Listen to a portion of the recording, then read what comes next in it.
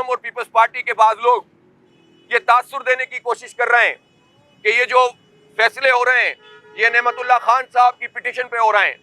میں یہ بات واضح کر دینا چاہتا ہوں کہ 2010 میں نعمت اللہ صاحب نے کراچی کے پارکوں، کھیل کے میدانوں اور مختلف جگہوں کے اوپر، ایمینٹی پلاٹس کے اوپر جو قبضے اس وقت ایم کیو ایم اور پیپلز پارٹی کے لوگ کرتے تھے، اس پر ہم نے ایک پٹیشن فائل کی تھی. بدقسمتی سے اس پر پروسیڈنگ نہیں ہو پاتی تھی. یہ ہم نے سپریم کورٹ کی مدد کی، ہم ایسے ہی اٹھ کے نہیں چلے جاتے.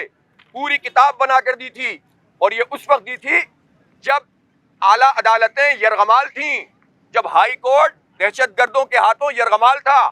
آج جس آزاد ماحول کے اندر یہاں پر پروسیڈنگ ہو رہی ہے، ایک لارجر بینک تشکیل دیا گیا تھا 12 مئی کے واقعے کے حوالے سے، لیکن وہ ٹائم بارڈ ہو گیا تھا، اس پر کاروائی نہیں ہو سکی تھی، کمیشن اس کی رپورٹ نہیں آ سکی. آج 14 سال گزرنے کے باوجود یہی صاحب، انہی میں سے کچھ جسٹسز اس وقت ہائی کورٹ میں بھی موجود تھے.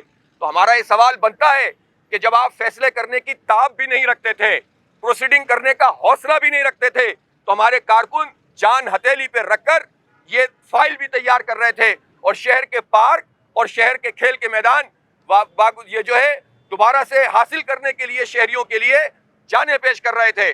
16 سال میں ایک قطرہ پانی کا اضافہ نہ ایم کیو ایم نے کر کے دیا، نہ پیپلز پارٹی نے، نہ نون لیگ نے، اور نہ اب پی ٹی آئی کر رہی ہے. جھوٹی باتیں کر رہے ہیں.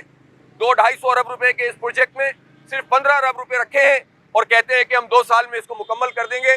لیکن یہاں پر پہلے بہت تکرار ہوئی تھی پانی کے مسئلے پر، باقاعدہ کمیٹی بنی تھی، لیکن میں حیران ہوں کہ سپریم کورٹ میں اب اس K4 کے اوپر کوئی سنجیدہ پروسیڈنگ نہیں ہو رہی.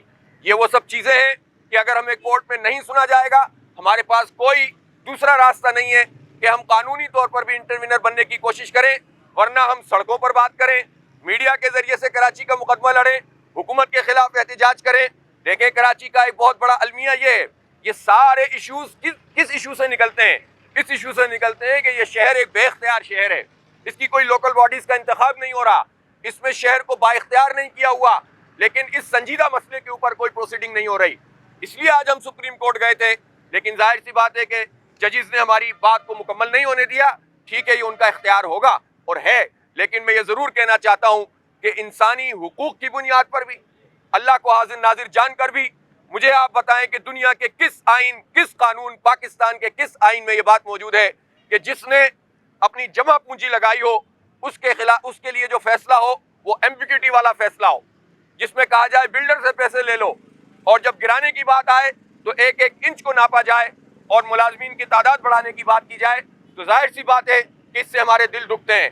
میں ایک مرتبہ پھر چیف جسٹس صاحب کی خدمت میں یہ عرض کرنا چاہتا ہوں کہ جماعت اسلامی ایک سنجیدہ جماعت ہے. ہم مدد کرنا چاہتے ہیں اس پورے کیس میں جو کراچی کے انفراسٹرکچر اور کراچی کے بنیادی مسائل کے اوپر ہے. اگر ہماری ڈیوٹی لگے گی تو ہم ہر چیز کا حل بھی بتا سکتے ہیں اور سب چیزیں جو ہے وہ پیش کر سکتے ہیں.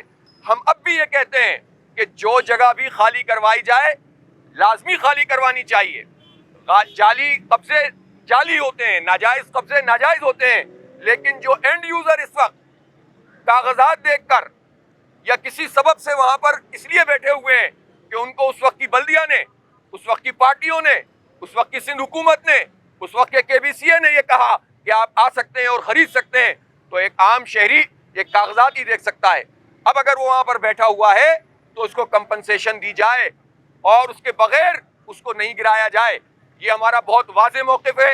ہمارے MQM کے لوگ بھی غلط سلط باتیں کرتے ہیں. میں واضح کر دینا چاہتا ہوں کہ اس شہر میں قبضہ بڑے پیمانے پر MQM اور پیپلز پارٹی نے کیا ہے، اور بھی جس قبضہ مافیا نے کیا ہے تو وہ ان لوگوں کو بھی اور اس بیوروکریسی کو بھی پکڑا جائے، ان وڈیروں اور جاگیرداروں کو بھی پکڑا جائے جو حکومتوں میں اور جو ہے وہ وزارتوں میں موجود ہوتے ہیں.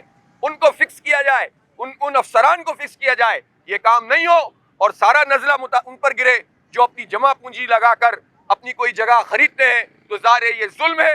یہ ظلم کوئی بھی کرے، کوئی عدالت کرے تو ظلم ظلم ہی رہے گا، کوئی حکومت کرے تو ظلم ظلم ہی رہے گا. جب یہ بحریہ ٹاؤن بنا تو اس میں جو لوگوں کے ساتھ زیادتی ہوئی، ان کو ریفنڈ نہیں مل رہے تھے، کوئی عدالت تھی جو لوگوں کو ریلیف دلاتی ہو؟ کوئی عدالت تھی جہاں پر جا کر لوگ جاتے اور ان کو پیسے مل جاتے؟ نہیں تھی کوئی عدالت. الحمدللہ جماعت اسلامی نے جد و جہد کی اور لوگوں کو ان کا حق دلوا رہے ہیں الحمدللہ، اور دلوائیں گے. بعض لوگ جو ہے وہ پروپیگنڈا کرتے ہیں جماعت کے خلاف کہ یہ نعمت اللہ خان کی پٹیشن تھی، تو میں عرض کر دینا چاہتا ہوں کہ نسلہ ٹاور والی پٹیشن نعمت اللہ خان کی نہیں تھی، وہ تو سو موٹو ایکشن ہے جو کہ سپریم کورٹ نے لیا ہے. لیکن جو پٹیشن تھی ہم اس پر آج بھی قائم ہیں. ہم نے شہر کے پارکوں، کھیل کے میدانوں اور ایمنٹی پلاٹس پہ جو قبضے ہیں ان قبضوں کے خلاف اس وقت کوشش کی تھی اور کام کیا تھا جب عدالتیں بھی ایم کیو ایم سے ڈرتی تھیں. جماعت اسلامی کراچی کے شہریوں کو تنہا نہیں چھوڑے گی.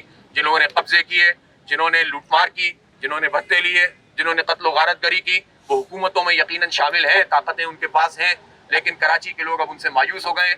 اور میں ان ساری پارٹیوں میں سے جو بھی سنجیدہ ورکر ہوتے ہیں، جو بھی ایسے لوگ ہیں کہ جو کسی پارٹی سے سنجیدگی کے ساتھ جڑے ہوتے ہیں اور وہ شہر کے ساتھ مخلص ہیں، میں ان تمام پارٹیوں کے مخلص لوگوں سے، شہریوں سے اپیل کرتا ہوں کہ وہ جماعت اسلامی کا حصہ بنے اس جدوجہد کا، اور کراچی کی تعمیر کا، ری بلڈ کراچی، اس سلوگن کے ساتھ ہم آگے بڑھ رہے ہیں کہ کراچی کو از سر نو تعمیر بھی ہونا چاہیے.